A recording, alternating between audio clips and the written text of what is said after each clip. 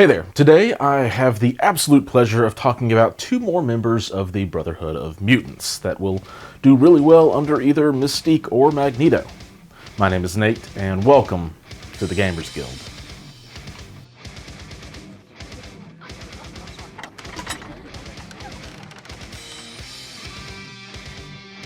So it's been a little while since we've had more additions to the Brotherhood of Mutants.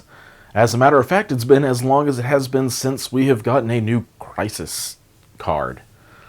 Well, that's a topic for next week. Today is all about the hype train for Pyro and Blob.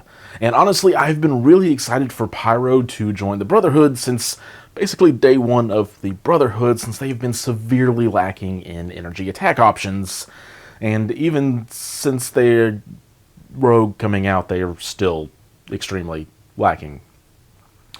So Pyro is helping fill in that gap in the roster. To me, is very exciting. And Blob, while not as high on my list of Brotherhood hopefuls, is still a very welcome addition. Pyro has the Altar of St. John Alderice. He has 5 stamina, moves medium, is size 2 for 3 threat. His physical and mystic defenses are at the standard 3, but his energy is at a 4. But that isn't really what we are here to talk about for Pyro. His first attack is a range 4 energy attack called, get this, Fire Blast. It costs nothing and has a strength of 5. It's going to net him 1 guaranteed power, and on a wild, the target enemy is incinerated. A common theme for this guy. His next attack is Flame Jet. Also energy, but this one is a beam 3 with 4 dice for no power. It will net him 1 power per attack, and also has that wild incinerate. Then finally, his spender is the Inferno. It has a range of 2, strength of 7 for 3 power.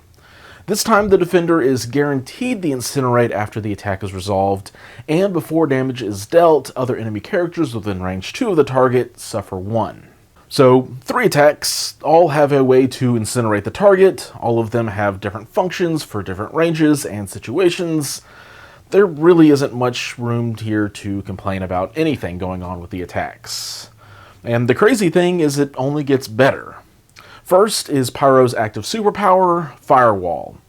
It costs 2 power and can only be used once per turn, but for that 2 power, Pyro gets to choose someone within range 3 and give them both the root and slow conditions. That's really good. Cassandra Nova has the same ability, but it costs 3. Granted, it doesn't have the once per turn limit, but Pyro has a less expensive version of a 5 threat character's superpower. And it's a super relevant combo of status conditions. His next active superpower is Stoke the Flames. It costs 3 and says during the next attack action made by this character, add 2 dice to the attack rolls. The wording here is important because this means for his beam attack, he gets to add dice to every single one of those attacks because it says attack action and not just the next attack made. Then finally, maybe the most fun and unique part of his kit is his innate power, Fire Manipulation. Basically, after Pyro is done attacking an enemy, if that enemy has an incinerate condition, you get to choose another enemy within range 2 of the target, and then they get incinerated. This is really gross, because if you can either have someone already burning, or get lucky on the wild of his Jet Flame Beam attack, you can have all of the other targets be incinerated prior to the attack roll from the beam. So yeah, you can kind of suddenly have a 6-die beam attack that is rolling into an average 2 defense instead of the average 3 defense. Oh, and it's also building him power to do all of the other stuff he wants to, including just another 6-die beam with fireworks. I don't know. Before I get into the overview, I do want to mention that there are no changes on his injured side. Now, with that said, Pyro is a man of simple pleasures and doesn't have very much about him that is all too complex when regarding what he wants to do. He wants to burn things, and that really summarizes his playstyle. The man wants to spread out some nasty status conditions and light the bad guys on fire. And what I really love about him is that his entire kit is focused on this one game plan, so it works really well for him. If he is on a back point, he can still throw out some 5 or 7 die fire blasts from afar, but if you can get him into the brawl on an objective like Gamma or Research Station, he will just get to ignite the entire enemy team. There really isn't too much more to talk about here. The ideal setup is him being able to position yourself for a nice flame jet with Stoke the Flames to get the 6-die beam thing going using the fire manipulation. And really, if you haven't had a reason to use Asteroid M yet, lining up Pyro for a good double beam turn might be a good use of it if you're not having anything else going on.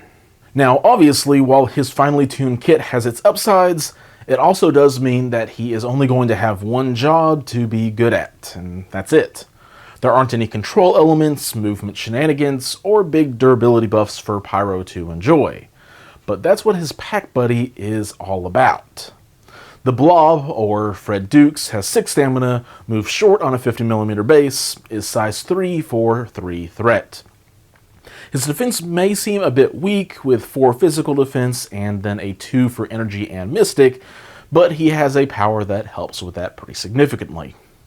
He has 2 attacks. First is just a normal strike, has a range of 2, strength of 5 for no cost. It will gain him power equal to the damage dealt, and if you get a wild, you can push the target away short, as long as they are size 3 or smaller. His next attack, though, is very interesting. Thunderous Splash is another physical attack, but this one has a range of 3, strength of 7 for 3 power, and it has 2 really nice abilities attached to it. First is a guaranteed range 1 place off of the target before damage is dealt. So even if this attack is KOing someone, you will have the timing to place off of them, which is really nice when you're counting on that movement. The second ability triggers on a wild. It says after the attack is resolved, other characters within range 2 of this character are pushed away from Blob short. Characters pushed this way suffer 1 damage. So just take a moment and appreciate that this is a non-restrictive push away, and even the person you just attacked will be pushed and take that extra 1 damage if you get the wild. Now, if a character can't be pushed, like Vision or Magneto, then you won't get to deal that extra bit of damage, but 95% of the time, it's going to get through. So Blob Spinner basically can be a longer move action for him, and has a pretty good chance at pushing everyone away from where he lands. The slight downside is that does include your own characters. But that's not all. He has 1 of each type of superpower. The active one is Catch Little Man. It costs 3 and lets Blob choose a terrain feature of size 3 or less that is within range 2 and lets him toss it medium. Like most other throws, it can only be used once per turn, but having an extra damage source is nothing to sneer at on a 3-threat character. His reactive power, though, is probably where Blob really starts to shine. Ha ha ha, that tickles, cost 1 power, and can be used when Blob would suffer damage from an attack. Blob then reduces the damage by 1 to a minimum of 1, but then after the attack is resolved, if the attacker was within range 3, Blob can push the attacking character away short. So if Blob is on an objective, and you want to try and attack Blob off of that point at close range, he'll reduce the damage and then push you away short. So unless you have a good backstop to prevent Blob's push, attacking him is going to hurt your board positioning pretty significantly. Additionally, Blob's innate power, Nothing Can Move the Blob, makes him pretty difficult to get off of a point, as it prevents him from being pushed or thrown as results of an attack of special rule. Like Pyro, there are no changes on Blob's injured side, so let's go ahead and break down Blob a little bit more. Even if he doesn't really look like it, I think Blob first and foremost is a control piece. And it kind of feels weird to say because I would have really thought he would have been like a tanky bodyguard kind of guy, and he still does have some durability that you would hope to find on him because of the damage reduction and higher stamina, but really Blob is a great control piece. His strike has a size 3 push on the target, his spinner has a non-restricted push on everyone within range 2, and then he has a reactive power that also has a non-restricted push away. Then on top of all of that, Blob has tech that makes him more difficult to move around.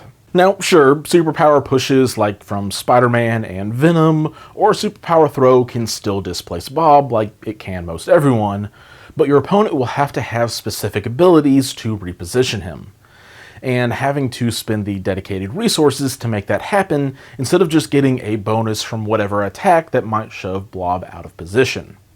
Now, before I get into his downsides, I do want to mention that his damage output for a 3 threat is still respectable. Not enough so that I think it's like a major pro for him, but it's also hardly a liability. Now, with that said, I think that Blob's only problem is mobility. Not something that is probably shocking since he can only move short, and for the most part, Thunderous Splash is also able to pick up some of the slack here to boost that mobility, as long as he has power, which again isn't a huge concern since Blob only needs power consistently for 2 things on his card: the aforementioned Thunderous Splash and his reactive damage reduction.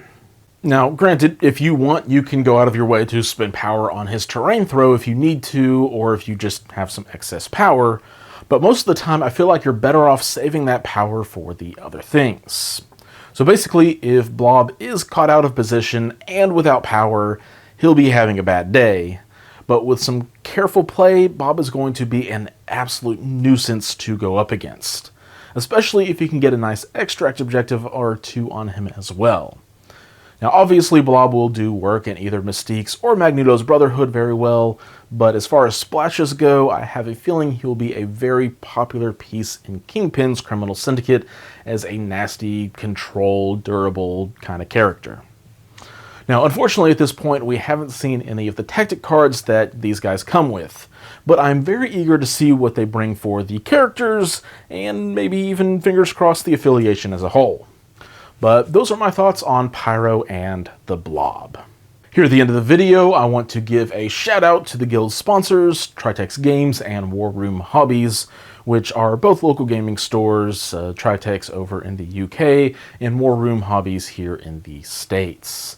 They have game nights, events, and the like, as well as offering MCP miniatures at a nice bit of a discount.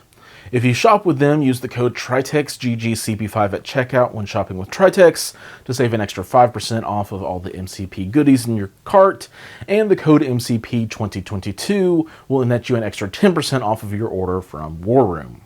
So if you want to get your hands on either of these new Brotherhood models, and are shopping online anyways, consider using these stores and discounts to help out an LGS. However, if you are already shopping from your LGS, keep doing that, support them, we understand and even support that decision.